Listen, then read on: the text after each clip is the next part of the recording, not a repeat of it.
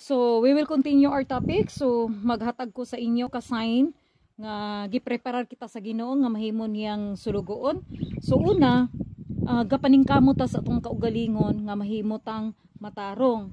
So, maningkamot kita mo na atong mabantayan nga kung ano gusto nato nga maduol kita diha sa Ginoo. Mao kana ang sign nga gagamiton na kita diha sa Dios. Mao kana ang number 1 nga akong gihatag sa inyo nga mabati nato nga duol ang Ginoo kanato tungod sa atong pagpaningkamot. So in James chapter 4 verse 8, come near to God and He will come near to you.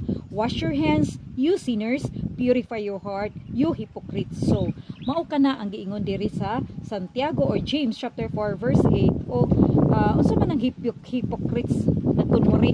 So mao kana siya nga muduol kita diha sa Ginoo ug ang Ginoo pod muduol gid kanato apan atong hugasan ang atong mga sala pinaagi sa atong paghinulsol.